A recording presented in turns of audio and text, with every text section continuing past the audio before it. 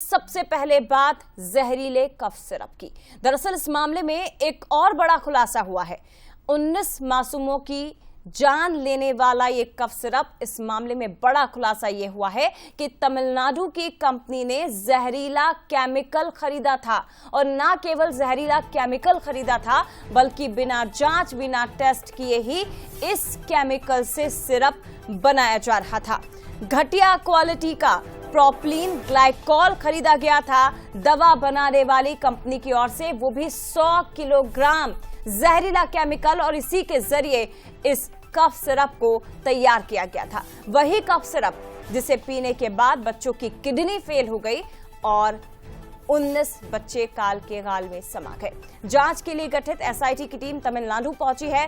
दवा कंपनी से जुड़े लोगों से पूछताछ की जाएगी। एसआईटी की टीम भी फैक्ट्री पहुंचकर पूछताछ करेगी। 12 सदस्यीय टीम अब इस पूरे मामले की छानबीन में जुटी हुई है। पूछताछ किया जाएगा और उसके बाद लोगों पर शिकंजा कसा जा सकता है। ये सिरप जिसने मध्य प्रदेश अकेले राज्य में, इस एक ही राज्य में 19 मासूमों की जान ले ली है। तो जांच रिपोर्ट की कुछ महत्वपूर्ण बातें भी आप तक पहुंचाते हैं, जल्दी से उस पर एक नजर डाल लीजिए। जांच रिपोर्ट: कंपनी में स्किल्ड और ट्रेन्ड वर्कर्स नहीं थे। तमिलनाडु की इस कंपनी की हम बात कर रहे हैं। यहां पर फैक्ट्री में ना तो सफाई थी, ना ही वेंटिलेशन की कोई भी व्यवस्था थी। इसके अलावा रिपोर्ट में यह भी सामने आया है कि कई मशीनें टूटी हुई मिली, जंग लगी हुई मशीनें, जिसका इस्तेमाल इस सिरप को तैयार करने में हो रहा था, यानी कि रोल प्ले हो रहा था। फैक्ट्री में सुरक्षा के कोई भी जरूरी उपकरण नहीं थे।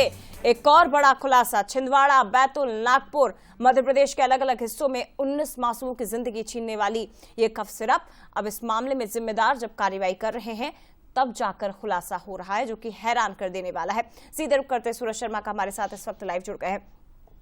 सूरज, अगर पहले ही कम से कम जांच की होती तो पता चल जाता कि 486 गुना अधिक प्रोपिलीन ग्लाइकॉल इस कफ सिरप में मिलाया गया है, जो कि जानलेवा है। 19 बच्चों की मौत हो चुकी है और अभी भी ईश्वर ना करे लेकिन कई बच्चे नागपुर और मध्य प्रदेश के अलग अलग अस्पतालों में भर्ती हैं, जो जिंदगी और मौत की जंग लड़ रहे हैं।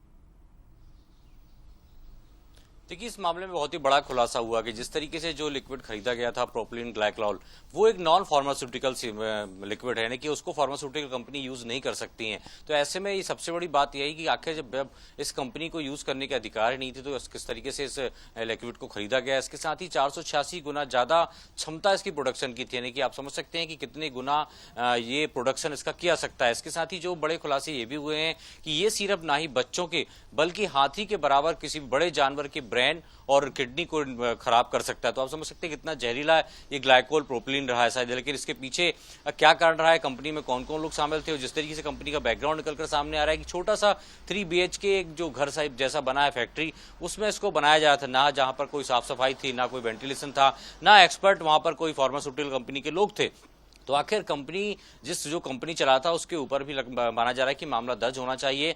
एसआईटी की टीम जो एसडीओपी परासिया के नेतृत्व में बनाई गई है वो कांजीपुरम पहुंच चुकी है और माना जा रहा है कि आज फैक्ट्री जाएगी, दवा बनाने वाले लोगों से जो जोड़े लोग हैं उनसे पूछताछ करेगी, और माना जा रहा है कि इन लोगों को भी आरोपी बनाया सकता है, क्योंकि ये एक इकलौता मामला नहीं है, क्योंकि पूरे देश भर में कंपनी ने कहां कहां सप्लाई की है ये डिटेल निकालना ही बहुत जरूरी है। जिस तरीके से जो कंपनी ने कच्चा माल खरीदा उसका भी कोई बिल नहीं है, यानी कि कोई भी बिलिंग भी नहीं हुई कि अगर आपने जो लिक्विड खरीदा है दवाई बनाने के लिए वो रॉ मटेरियल लाए कहां से। तो पूरे मामले में ही झोल नजर आ रहा है जया जी। देखना होगा, एसआईटी जब जांच करेगी तो बहुत परतें इसमें खुलकर निकलकर। सूरज जरा ये समझाइए कि ये जो दवा बनाने वाली कंपनी है, इनके लिए भी तो कोई मानक होंगे ना, इनके लिए भी तो कोई नियम कायदे होंगे ना। कैसे केमिकल खरीद रहे हैं और उस कफ सिरप में मिला रहे हैं जिसे बच्चों को पिलाया जाएगा, और ऐसा केमिकल जो ब्रेन में सूजन ला सकता है, जो किडनी फेल कर सकता है।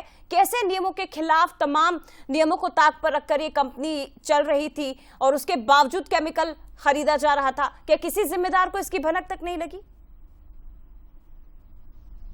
देखिए, ये तमिलनाडु सरकार का बड़ा फेलियर है कि उनके राज्य में इस प्रकार से फैक्ट्री चल रही है, अमानक दवाई बना रही है जो कितनी जानलेवा। आप समझ सकते हैं कि पिछले 15 दिन के अंदर ही करीब 19 बच्चे मौत के गाल में समा गए और अभी 7 से 8 बच्चे लगातार वेंटिलेटर पर हैं। हो सकता है कि आने वाले समय में बच्चों की संख्या और बढ़ जाए। तो आप समझ सकते हैं कि एक पूरा फर्जीवाड़ा चल रहा था, ना ही वहां पर एक्सपर्ट बायोफार्मा के लोग थे, और जो लिक्विड खरीदा गया वो दरअसल फार्मास्यूटिकल नॉन ग्रेड में आता है कि उसका इस्तेमाल आप दवाई बनाने में कर ही नहीं सकते। तो आखिर उसको खरीदा कैसे गया, जिस कंपनी से खरीदा गया, क्या उसके पास राइट्स हैं उसको बेचने के लिए? क्योंकि तमाम जो फार्मास्यूटिकल कंपनी है, जो ड्रग कंट्रोलर्स होते हैं, उनके नियमों के आधार पर जो एक एसओपी जारी होती है, उसके आधार पर ही आप दवाइयों के लिए लिक्विड बेच सकते हैं और खरीद सकते हैं। यानी वही व्यक्ति खरीद सकता है जो उसकी एलिजिबिलिटी में आता है कि हाँ, आप दवाई बनाते हैं तो आपकी इसकी इतनी क्वांटिटी चाहिए। लेकिन आप देख सकते हैं कि 100 किलो से ज्यादा लिक्विड खरीदा गया है, जिसमें कोई बिलिंग भी नहीं है, कोई पेमेंट का कोई हिसाब किताब नहीं है। तो आप समझ सकते हैं फर्जी तौर पर ही ये पूरी कंपनी चल रही थी। लेकिन बड़ी बात यही है कि तमिलनाडु की फैक्ट्री से बनकर भोपाल आ जाती है, भोपाल से जबलपुर, जबलपुर से छिंदवाड़ा में उन मासूम तक पहुंच जाती है। लेकिन पूरा सिस्टम कैसे लचर और बेपरवाह नजर आता है। शायद यही कारण है कि 19 बच्चे आज उनके परिवार से बिछड़ गए। और कितनी आसान तरीके से ये फैक्ट्री चल रही थी, कितने आसान तरीके से केमिकल खरीद लिया गया, कितने आसान तरीके से केमिकल मिलाकर कफ सिरप बना दिया गया और उसे देश के अलग अलग हिस्सों में सप्लाई भी कर दिया गया। इतनी आसानी से ये चेन चल रही है, लेकिन ये हो ही नहीं सकता कि किसी जिम्मेदार को इसकी भनक ना हो। हालांकि हाँ, मिली भगत के साथ ये खेल चल रहा हो, ये जरूर कहा जा सकता है। फिलहाल बहुत धन्यवाद आपका सूरज तमाम जानकारी के लिए। लेकिन तमिलनाडु सरकार का एक बहुत बड़ा फेलियर, और ये भी आपको बता दें कि इस घटिया केमिकल से कई दवाएं तैयार की गई हैं। हालांकि एसआईटी अब जांच करेगी।